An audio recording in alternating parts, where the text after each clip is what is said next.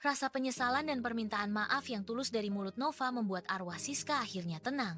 Arwah Siska akhirnya bisa melepaskan semua rasa dendam dan sakit hatinya terhadap Novi yang bukan lain adalah kakak kandung Nova. Aku pamit dulu ya, Rain, kata Siska yang masih berdiri di antara Raina dan Nova. Jaga diri kamu baik-baik. Terima kasih sudah jadi sahabat aku selama ini, tambah Siska lagi sambil tersenyum lebar. Mendengar itu Raina jadi terharu. Di sisi lain ia merasa lega. Karena pada akhirnya, Siska bisa pergi dengan tenang, namun di sisi lainnya, ia juga merasa sedih. Karena ia akan kehilangan satu-satunya sahabat yang bisa mengerti perasaannya selama ini. Haina lalu meneteskan air matanya. Kamu akan selalu jadi sahabat terbaik aku, ucapnya. Sementara itu, Nova yang dari tadi masih tidak percaya dengan apa yang saat ini sedang dilihatnya, kemudian menepuk bahu Raina. Lo nggak usah sedih, mulai sekarang gue yang bakal gantiin Siska buat jadi sahabat terbaik loh, ujar Nova. Raina lalu mengusap air matanya. Ia lantas memeluk Nova dan keduanya berjanji untuk menjadi teman baik mulai saat itu juga. Selamat tinggal, ucap Siska seraya melambaikan tangan ke arah Nova dan Raina lalu menghilang. Raina dan Nova akhirnya menjadi sahabat dekat sejak itu.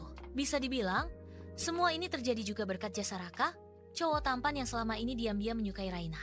Gue juga mau jadi sahabat spesial lo, Raina, kata Raka sambil menghampiri Raina dan tersenyum lebar.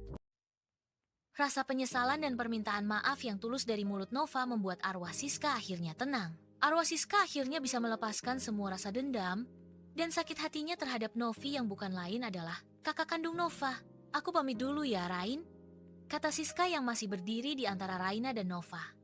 Jaga diri kamu baik-baik. Terima kasih sudah jadi sahabat aku selama ini, tambah Siska lagi sambil tersenyum lebar. Mendengar itu Raina jadi terharu.